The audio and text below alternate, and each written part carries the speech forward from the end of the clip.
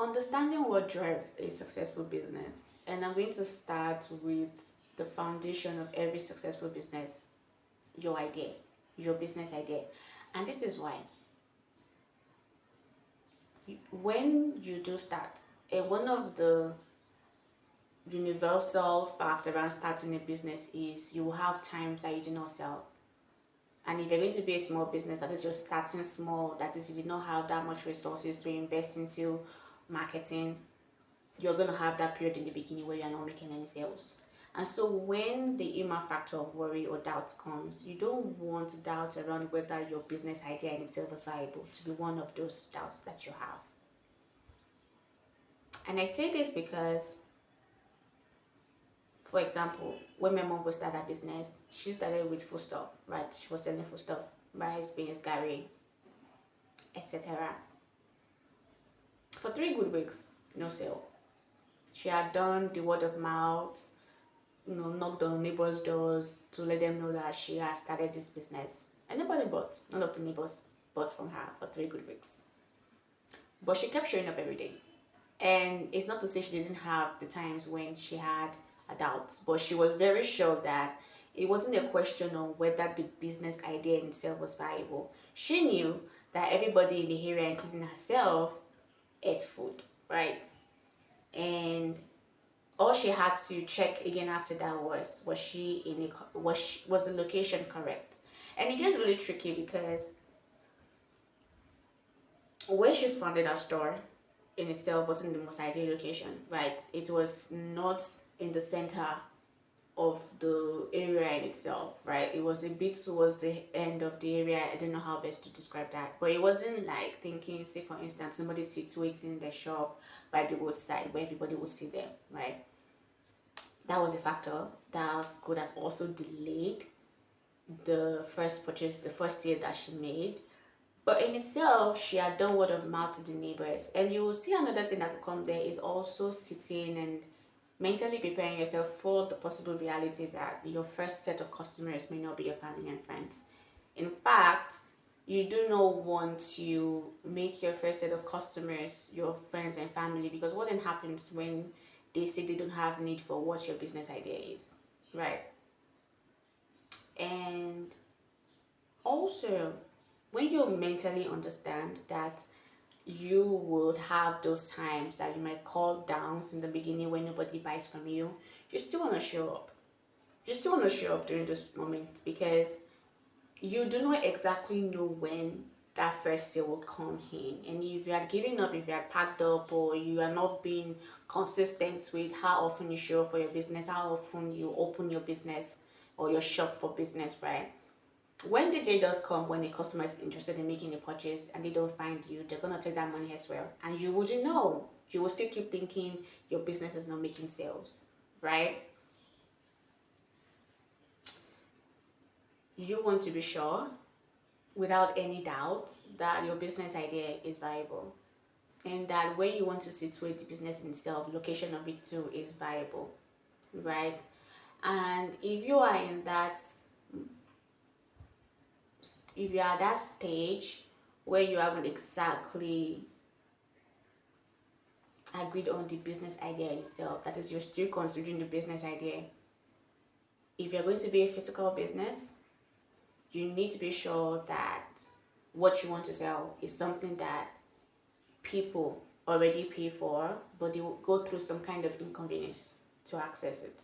Now, I'm not talking about startups where the core of the company in itself is being innovative, that is thinking outside the box, inventing a new idea. That is a whole different conversation. I'm talking about you wanting to start your own business and wanting it to, pick up as fast as it can. That is, you don't have to do that whole period of, awareness, education about the need for something. It is already something people buy, people are willing to pay for, but they go through some inconvenience for. So you're taking out that inconvenience and they're paying you for that. Right. So for instance, it could be that, let me give you another example. My own area where I stay right now. For a long time, we had no gas station.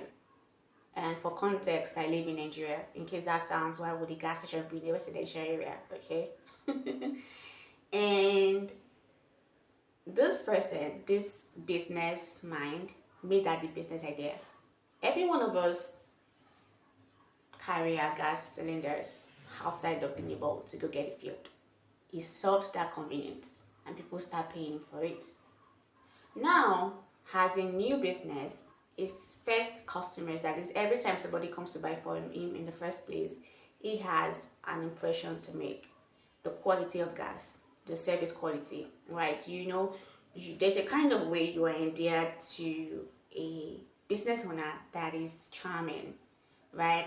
Oh, you give me great service and you're also charming. Whenever I come here, you're bubbly. All of this ties into what really makes your brand, like what really makes your brand impressionable, what forms you making that impression on people that they want to keep buying from you. A lot of boxes are to be checked besides you having a great idea. You want to understand that your business is not one of a kind. A lot of other people are selling it. And so if you are not checking as much boxes as you should, they're going to take that money elsewhere. Another thing that comes to mind right now is when you are devoted to seeing the works of your hands succeed, there is no question as to the limit you will go, as to how passionate you will be in selling that thing. It has to be that you are not exactly 100% in, that you would be like, yeah, I don't know. But when you're like, all cards are in, all hands are on deck, this has to succeed. There is no other option here. There is no other alternative here than for this to succeed. You want to go all in. And again, like I said, you don't want the doubt creeping in around whether the business idea was viable in the first place to be one of those things, right? Another thing that comes to mind now is when you need to go fast, that is when there's urgency into when you make your first sale, you need a team. Okay, you need a team. Depending on the kind of business that you have. Now, if you're going to be a small business, you might not have the luxury of having a big team, right? But, and now I've moved a little bit away from physical businesses. As an entrepreneur, you should know your strengths, the things that you have that would shape the success of that business, and where you don't have it all 100%. And you would need help. You need to know when you would need a professional to step in for some parts of your business. Okay. At the end of the day, you want the business to succeed, right? As a business owner, you might not be the best content creator in the whole world. I'm using that as an example, right? But there will be some parts that is required to keep the business running and to keep the business, on top of people's mind, that you will not be 100% the best option for. Bring in a professional. Okay? And it's really important the kind of people you also want to bring in terms of competency. When you don't have competent people working with you to run the business, the business success is being dragged back. Okay? You want to hire competent people. And you don't want to make that mistake where you make your business a friend gathering. It has to be a gathering of competent people. We all know that we are here to succeed, and all hands have to be on deck to make sure that happens. Okay? The team also determines the success of your business. So you might be like, then I'll rather just run it myself if you can. But if you can't, bring in somebody, but make sure there's a competent somebody that's coming in.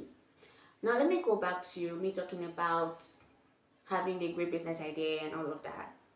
I mentioned the guy that made his own business, catering to a hospital and our gas cylinders in the neighborhood. It was the first in the neighborhood to do that. Few months from when he opened this, there's going to be a competitor. It's just the way of the world. Somebody's gonna think, yeah, I need to open mine too, and now he has a competitor. Okay. The moment you have now, say you are also establishing a business that it's not exactly that the business idea is new. For instance, in filling gas cylinders is not a new business idea, but it is new when you're establishing it. For example, that time that you are the pioneer, you have that opportunity to brand your business. You know, the lingo there is just leaving enough impression on people that they want to keep coming back. That whenever they need to refill the cylinder, they come to you. Because then when the competitor comes, you don't want it to be that, oh, maybe you don't deliver the best service, or maybe when they come to you, you just always frown in your face. That is, you're not cheerfully exchanging service for money. You don't want it to be one of the things that your competitor has as an edge over you. Okay? Let the playing field be level, or even, subverted, that the competitor has a slim chance of you even winning most of your customers, if at all. When you have a business, your competitor's job is to look at the loopholes in your business, because they understand that the loopholes that you have in your business is exactly how they are going to collect your customers from you. Okay, is how they're going to steal their customers from you. And it's vis-a-vis. If you're also coming in to start your own business and there are already people existing that is competitors within your service area and things like that, one of the things you should do, the smart things you should do, is look at the loopholes they have. Okay, for say online businesses or large corps and startups and things like that, one of the things people do is they go to the review section, look at what people are complaining about, and then they make that one of the selling points of their own brand. There has to be something that those customers are dissatisfied with that you're going to use to win them over. If I am completely satisfied with using a particular product or a particular service provider, there's nothing you're going to say that's going to win me over. But if there's just a little that gap that's like, yeah, shaky, now that's exactly how you're going to win me. And so if you're able to, tick the box of whatever that was, now that person has lost me as a customer and you have won me. It's just a will of business, right? And you really see how that feeds loyalty for people. Like, oh, this person gives me amazing service, I'm perfectly content to keep working with this person. You even see it happen when maybe the business owner hikes their price and people still stay. It's not like they're not aware that they could buy cheaper somewhere else. Little things that feed loyalty, right? Maybe you reward your customers for the loyalty at some parts, maybe some seasons in the year, or you do something extra besides what they buy. Maybe you give them some gifts, and it could really be the little things. It could even be your own personality, like, oh, I just really love buying from her. Or maybe you give maybe you offer a service and you do that extra thing where you offer recommendations, or you spotlight this other customer on your. It could be anything really, that they just feel like this person really cares more than just collecting my money. That just seals it for them. As so I've mentioned, the business idea, being resilient, being devoted to the success of your business. Because once you entertain that belief that there's a chance this might not succeed, you won't go 100% in. And you want to go 100% in for a business. If you are not 100% on the business idea, what are you doing? Right? When you see people come online, maybe on Instagram, and you see them dancing, or you see they start dancing, you just see them being cheerful and bubbly, and you're like, oh, I can't do that, that's cringe. They are going 100% on their business, right? I'm giving an example now, depending on what kind of business you have, may or may not be relevant. I don't see why not, but what I'm trying to say there is no such thing as, oh no, I can't do that for your business.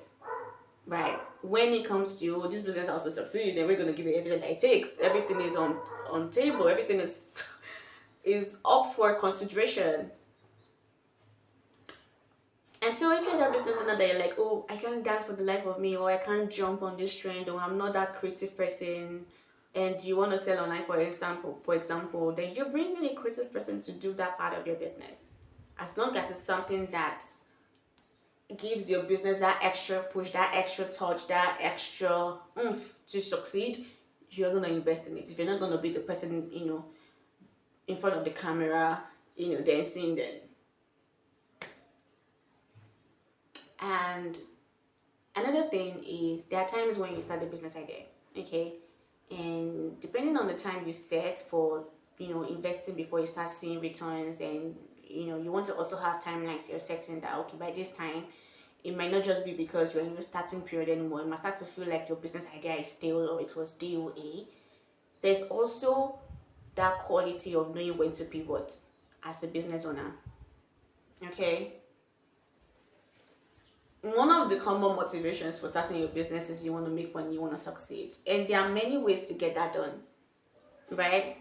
For instance, you might have it sacrosanct that you want to have a supermarket, but your business, your customers should be the one to decide what you stock there. Say for instance, you buy from suppliers and they introduce this new product to you, and as a smart business owner, you're like, yeah, you don't want to buy too much of a new product yet. You want to test it with your customers, see if they like it enough for you to stock it in large quantities. If your customers don't like the product, that is, they don't buy, they don't do anything to take it off your shelf, you're not gonna keep stocking that, are you? You're gonna be like, yeah, I'm sorry, but we can't stock that product just yet. It's too early for our customers. They don't seem to like it, right? And that also, like, why not also apply that to whatever kind of business you're running, whether or not it's on e-commerce or a service, anything that is really. You have to also have a timeline you're setting that by this time, that is, I know that I've checked the box of I went 100% in terms of the things I invested in this business. So it's not that, and it's not the business idea to the best of my knowledge as at that time before now, that time that you've set. If by that time the business has still not made a sale, you need to reconsider. You need to go back to the drawing board. What I'm trying to tell you there is, as a business owner, you also need to know when it's a sinking ship. When you need to, there's no trophy for staying on a sinking ship, but there is a reward for pivoting, and keep pivoting till you get to that sweet spot, till you find your own thing, your own kind of business to run, right? And it might not be the entire business in itself. It might be the kind of things you offer within the business, and it might also be the entire business too. But you also want to have timelines. But you want to be sure that it wasn't a question of did you go hard enough in making sure that your business succeeded. Okay. And another thing, I know I spoke briefly on location, but it was more in line with if you haven't decided on the idea itself. But if you already have an idea of what you want to sell, your location is a prime factor for you to consider. So if you're going to be a physical business, for example, depending on what you're selling, you want to make sure that you're establishing your business in your prime location that has extra chance, it gives your business a stronger, hold to succeed, a stronger foundation to succeed. If you're going to be an affordable brand, you want to put your store somewhere that people naturally go. That's maybe in market, people go to get affordable items. That when they see your business, they are not like second guessing maybe they can afford to pay for this, right? For instance, if you are selling something that's an affordable good and you go situate your business in an urban area where people naturally attach to luxury, you are not helping that business to succeed, right? Because the location in itself would be a turn off to your kind of customers. And also, you apply that in reverse. If you're going to be a luxury brand, you want to put it in an urban area, you want to put it in the middle of where high ticket buyers or high price buyers shop or they reside, right? Another thing that comes to mind now that I have debated into how your price, that is your product type and location tie hand in hand, is also how you're thinking about marketing. And this also works for online and offline. Really, most of what I've said so far works for any type of business, online, offline.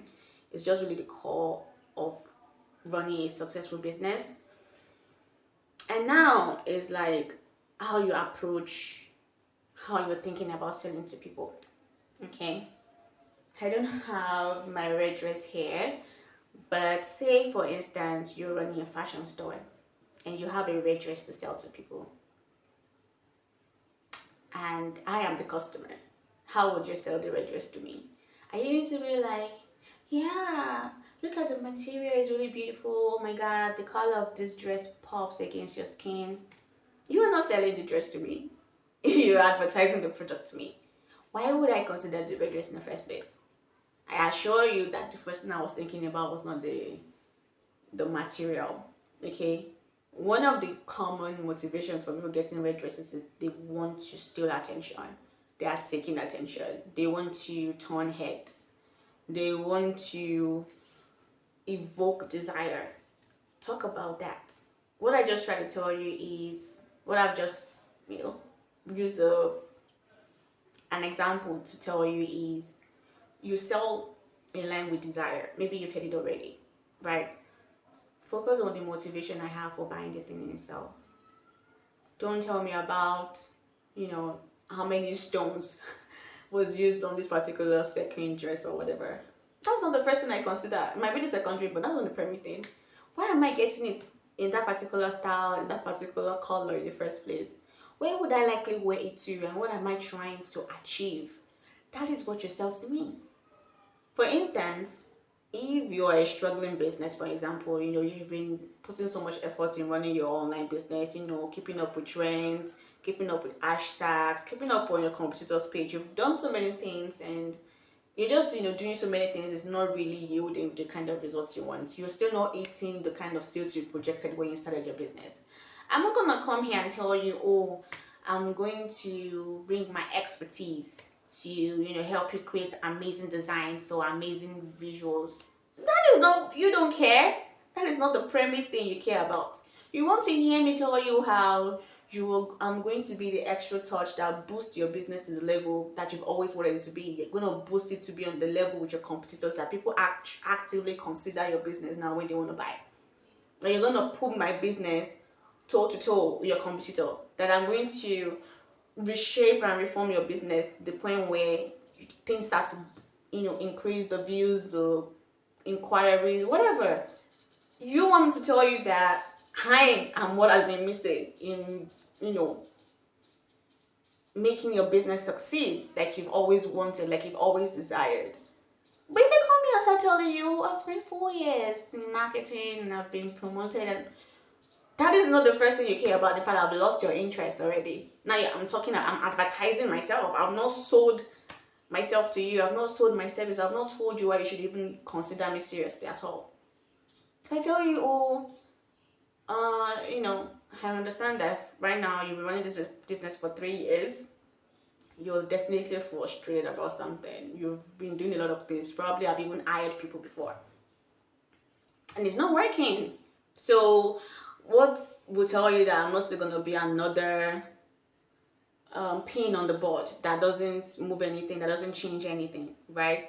That is why businesses, right, when they are doing the hiring stage, they want to hear you talk about what you've done for other people before, because it kind of reassures them that there is something you can offer them, there's something you can add to their business. They're not asking because they care so much about the businesses you've worked for before, you've worked with before. They just want to hear you talk about the results that you can bring to them. And that's to say you sell to desire. Everybody has their own selfish motivation for buying something or for doing something. When you help somebody, you probably do it because it makes you feel good. It makes you feel like a good person or whatever. There's always a selfish motivation, right? They might tell you, no, there is a selfish motivation for you paying for somebody's service, or it's not 100% out of the goodness of anybody's heart, especially when it comes to exchanging money for your product or service. There's a lot of factor that goes in that you check the box of, okay? And yeah, or for example, I have a luxury bag to sell, and I'm telling you about the space, how spacious the bag is. A luxury bag buyer doesn't care about the space. When a luxury bag buyer is buying a bag, they are like, there's no doubt that when I go to function, I'm gonna see everybody carrying that. For instance, if they're going to a function where they are like, maybe a special guest, amidst other maybe middle class people, they are like, when I step out of my car or I step in, is like, my presence already announces the kind of bracket that I belong to economically, right? Or that when they're going to a certain gathering, they naturally belong, right? Say I'm an aspirational buyer, that is, I'm only just getting a taste of money and I want to shop things that immediately reinforces my status in society now. I don't want to get something that people look down on and be like, that looks cheap, right? Desire, selfish motivation, right? I'm not thinking about how spacious the bag is, right? When people buy, they buy for status symbols, like it complements their stage in society, their status symbol. And when you want to sell a bag that is if something that is based off of function, maybe for a working class, you're not telling them that, oh, you won't see this bag in the hand of another colleague. That is not the first thing they're considering. They are considering, does the cost justify the bag? That is, are they getting the best value for that price in terms of function and in terms of the style?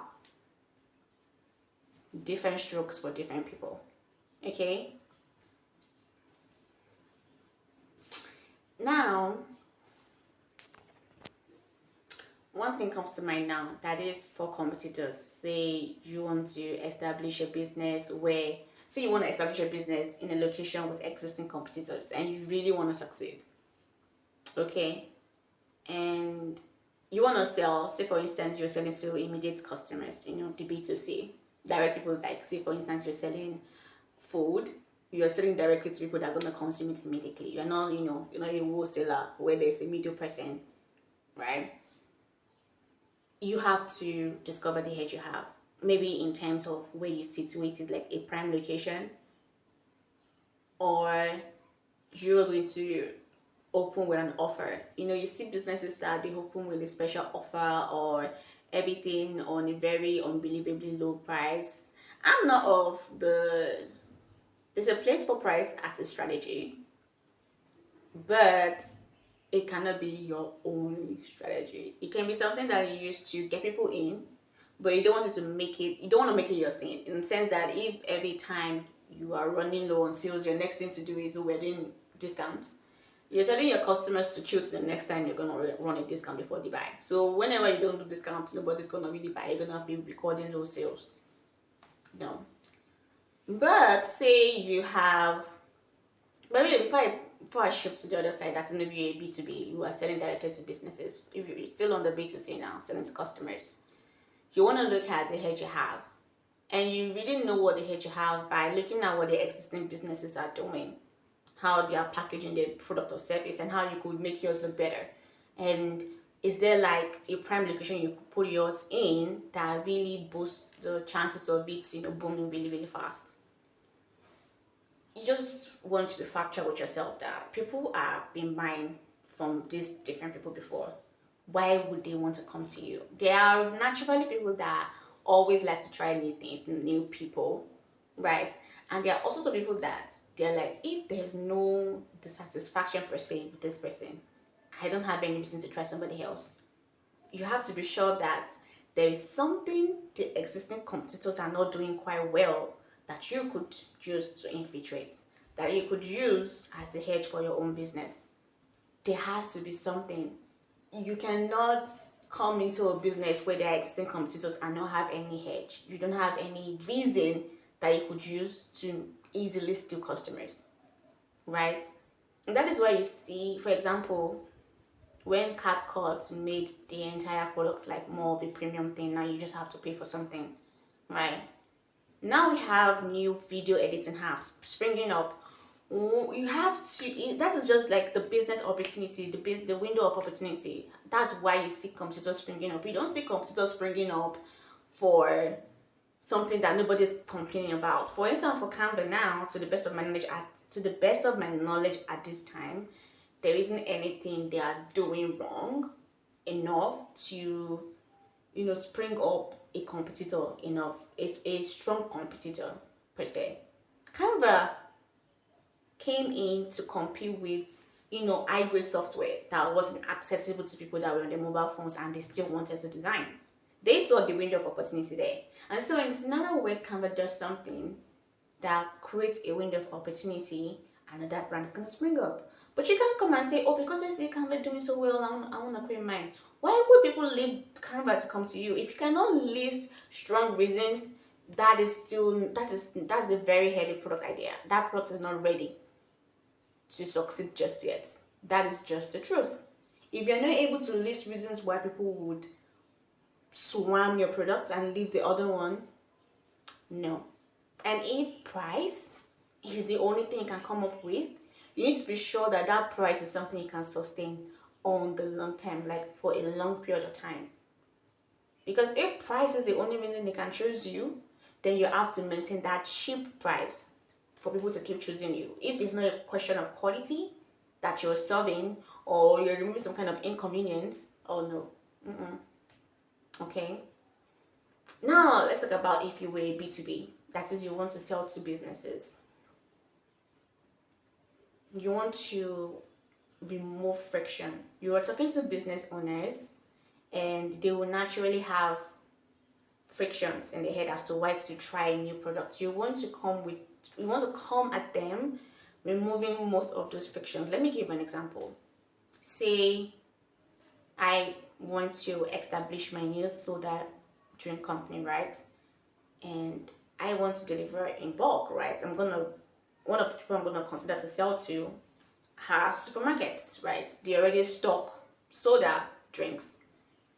And they're like, okay, new product, awesome. What if my customers don't like this? So how would I, already prepare beforehand for that friction? Am I in the place where I can offer free samples?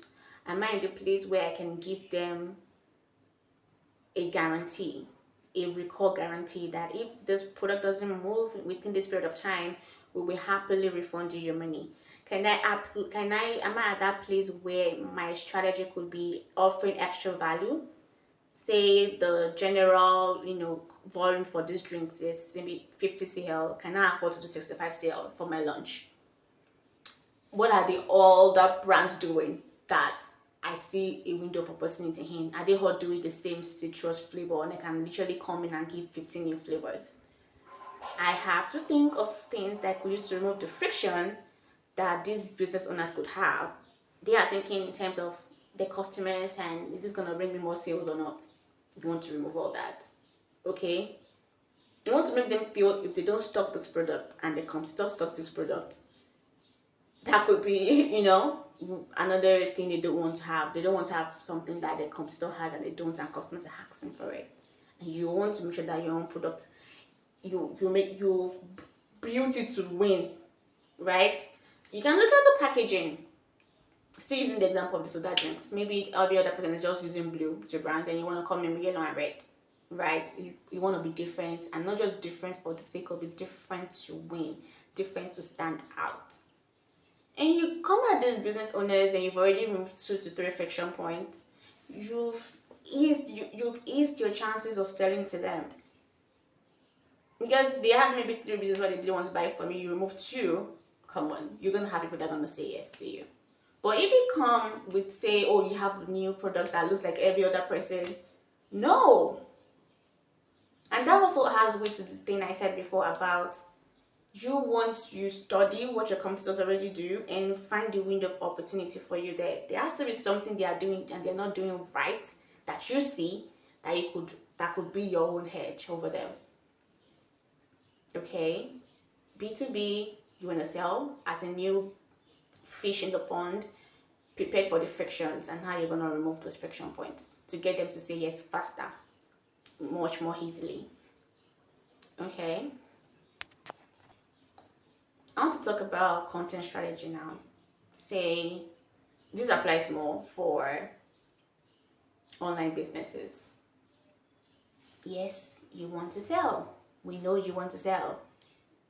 The way these online platforms work, and I'm going to use Instagram for instance, because one of the common denominator for businesses is they are mostly always on Instagram, except you're more of the authority brand where you want to side with LinkedIn. But on Instagram, for example, people mostly come here to be entertained, okay? And people get entertained by brand selling to them too. Don't bore people with your content. This is how to approach how you're curating your content strategy. On your feed, that is your page itself, you want to have those, sales, the content in line with sales. Maybe you're a fashion business, you have your refund policy, you have your TNC, you have your size charts. You've taken away you've provided answers to things people would ask when they're ready to buy. And now you augment all of this ready to sell content with entertainment. You're thinking, okay, how do I entertain while still selling? A fashion business. How do you sell your bags, your lovely dresses, your jewelry, or whatever you sell? Use it within context. I gave you the example before about red dresses. You could make content around, dresses for that date that, uh, ends the night on a good note, or gets you a second date, or makes him fall head over heels. Use it within context. That's gonna make somebody stop in their track. Or maybe you execute it with a video where there's a lady in the red dress in the dinner setting, something that naturally speaks to your target audience. Or you're wearing, like, one of the common things I see is people wearing date ideas, like dresses for the dates, dates dresses ideas, and just styling them differently. Entertain. Okay, you could even use it as creative as it can be within, like, discussions too. Like, maybe one of the things that come up when girls are getting ready, right? They're having a chat. Maybe they're even talking to the date himself while they're looking through their wardrobe and things like that. You could be as creative as it can be while entertaining. Okay, you could even use it as a funny spin, where one of the things that girls go through is trying to decide what to wear, so that leaves a great impression. See, you're still selling, but at least you're not telling me this dress goes for this particular amount every time. Be creative, okay? And speaking on selling online, let me talk about marketing channels now. I've talked about Instagram, but let's talk about other marketing channels. And this is also, like, dependent on the kind of business you run. Let me deviate to e-commerce now, like general e-commerce. Say you have a physical store, but your e-commerce and there's option to deliver to people. You want to have an e-commerce website that can get you those orders. People ready to buy. You're not online because you're human, but you can shop and you can wake up to orders the next day. A Google business profile for people that are searching for what you sell within your area. And you also want to make sure that the SEO both on your website, your business profile is primed. And now that we have new things coming up with social media posts also now having chances of coming up in terms of SEO now, you want to make sure that your content too is having the keywords people are searching for. So it's not just about red dress. It could be, say for instance, someone might be searching for best dress ideas for an evening date or a gala party. You can put that in your caption, or you can put that in part of the content in the post, wherever you're putting it on. That really is what shapes the SEO of things, right? Just answering the questions. You've preempted what people would naturally ask around that product, and you've answered it. And so when they're searching, Google searches around. That's really what happens. Google searches for which websites or which pages online have answered these questions, and then it shows them to the person searching. So when you're at that stage where you're like, what really isn't working, you're trying so many things, audit your business right now as it is. Is it just about, I want to sell, or are you actually giving your business posts the high chance of getting discovered when people are actually searching for what you're buying? Are you also creating content that people stay long to watch over and over again, to the point where they remember your brand name?